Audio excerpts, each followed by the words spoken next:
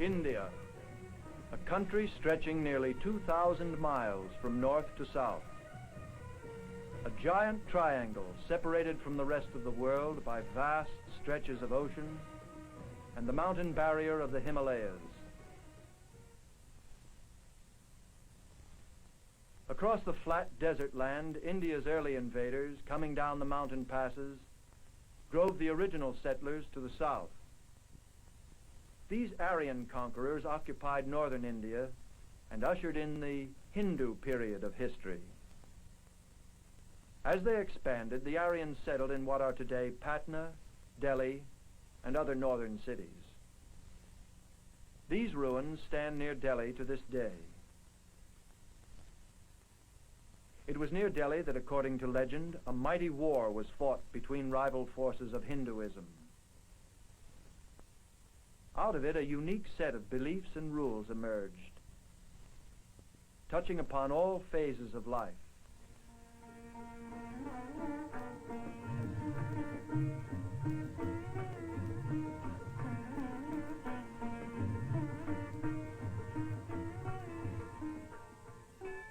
These sculptures are ornaments only, not images of the religion's founder.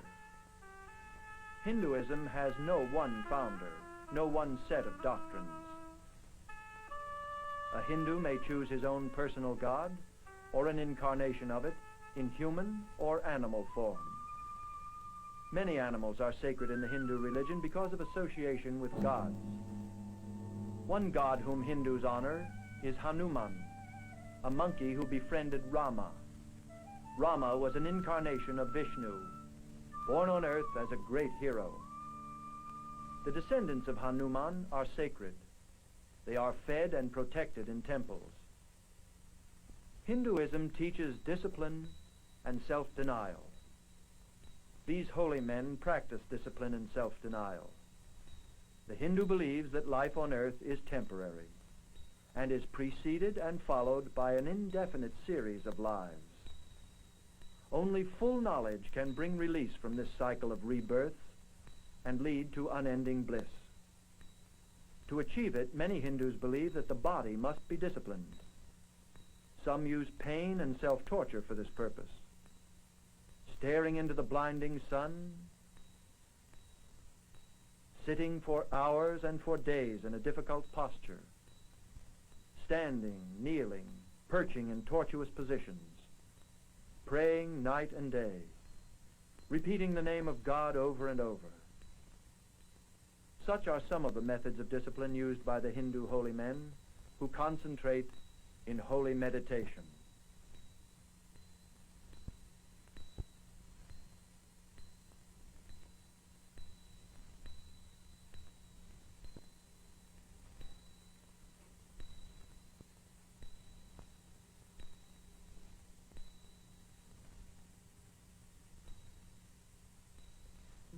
Because all living beings are considered to have a soul, Hinduism teaches respect for all kinds of life, human or animal. This is one reason why Hindus are vegetarians.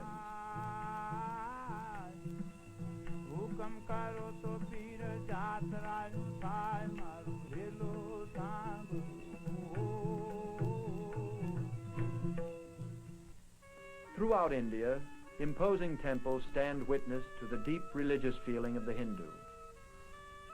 To Hindus seeking religious knowledge, individual well-being and possessions are unimportant.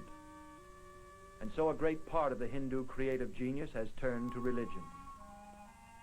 Each of the many forms of the Supreme Being to whom all Hindus pray has its temples and its worshippers. Brahma, Vishnu, Shiva, and the numerous forms and incarnations of these gods are rendered in stone.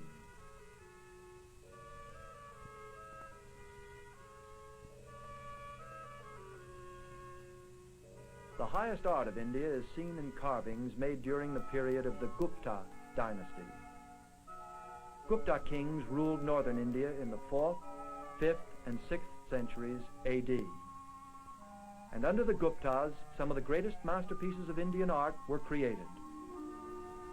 Although it lasted less than 300 years, it is considered the classical age of India's culture. After the 8th century, new waves of invaders swept down on the plains, burning, fighting, pillaging. Arabs, Afghans, Turks, all of them fanatic Muslims, littered the Indian countryside with ruins.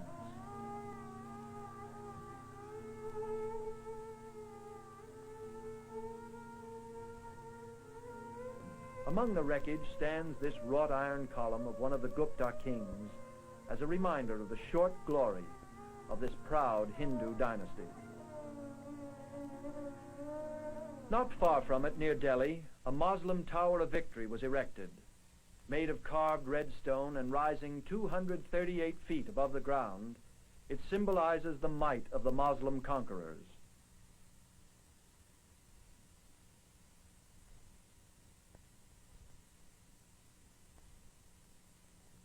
But they too gave way to a new invader, the Mughal descendants of Timur and Genghis Khan.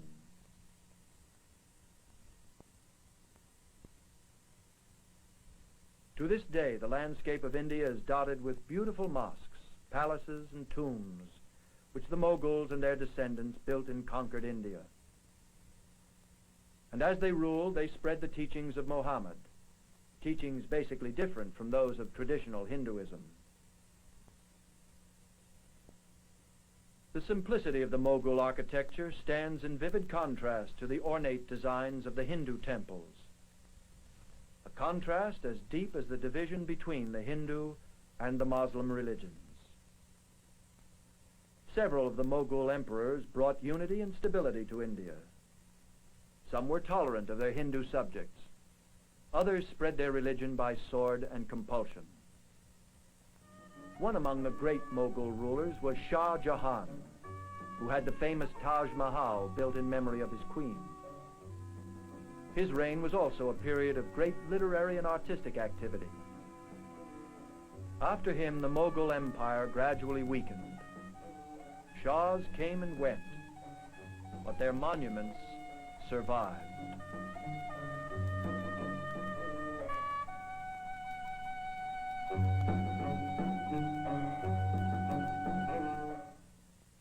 At the end of the 15th century, other outside forces came to India, this time by sea. As sea routes became safer, trading companies from Europe founded outposts on Indian soil.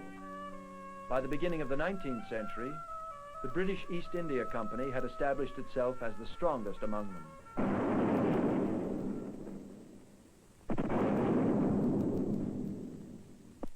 Supporting local wars and power disputes of Hindu and Muslim princes, the East India Company gradually spread its dominion over the vast Indian territory. Selfish and often inefficient, the company rule led to mutinies and civil strife. In 1858, Queen Victoria proclaimed the transfer of sovereignty from the East India Company to the British Crown.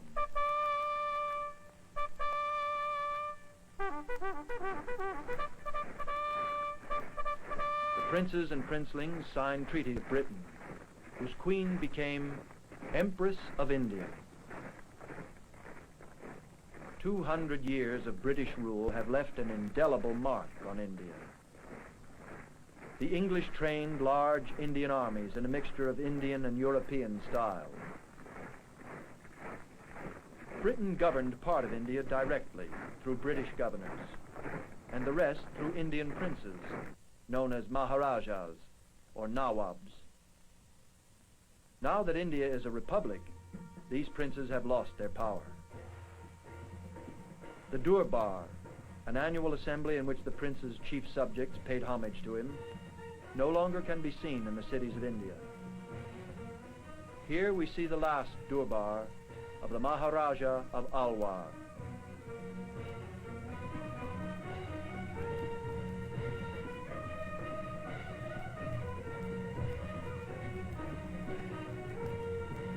princes, many of whom were descendants of kings and princes of earlier dynasties, ruled under British protection guaranteed by treaty.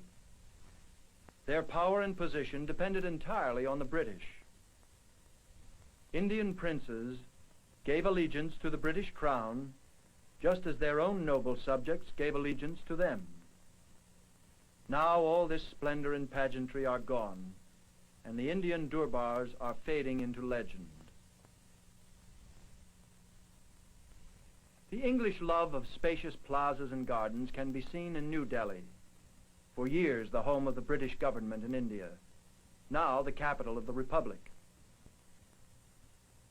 Large parts of many Indian cities were developed by the British as residential and administrative areas for their military forces and civil servants.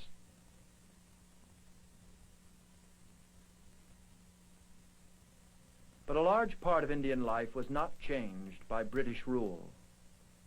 Life went on and still goes on just as it has for centuries.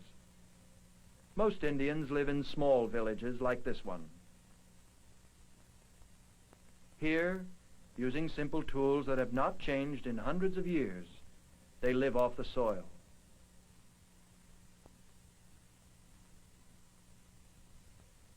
The well is the center of village life. In a land as hot and dry as India, an abundant supply of water is vital.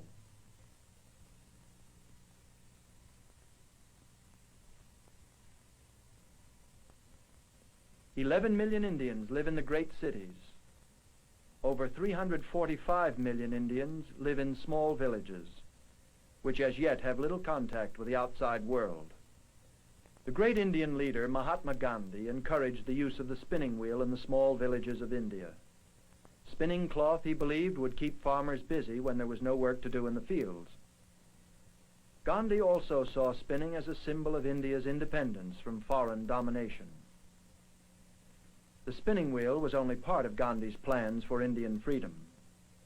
He believed that independence had to be achieved through ahimsa, an Indian word meaning non-violence. He taught resistance to Britain by non-violent means. In groups small and large, Indians of every class discussed and planned their non-violent fight for freedom.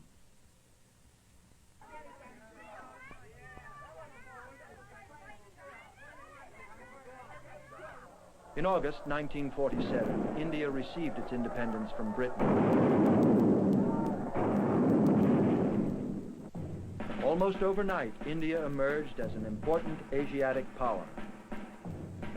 As Muslim and Hindu were divided in Indian life, so India was divided into two nations, India and Pakistan.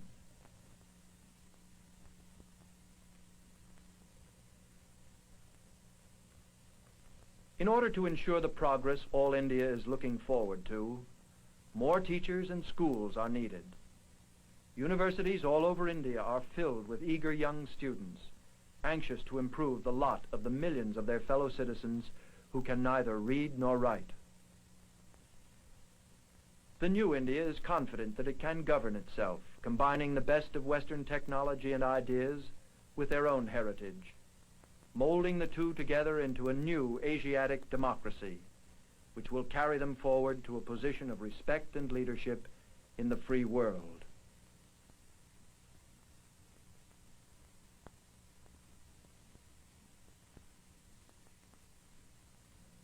Women long kept in the home are now taking an active part in the political life of their country.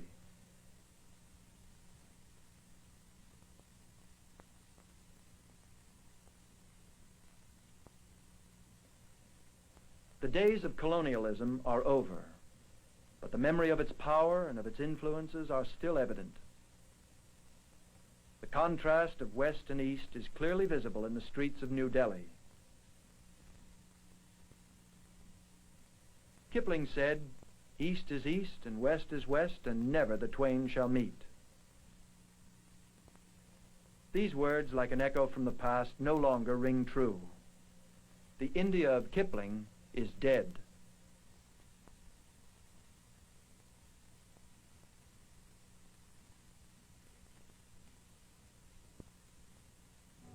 Now East and West are meeting every day.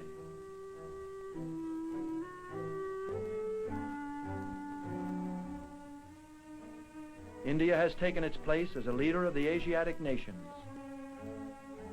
As yet uncommitted to East or West, India already has great influence among all the Asiatic peoples. Built on one of the oldest civilizations on earth, India carries with it a promise of greatness for its future.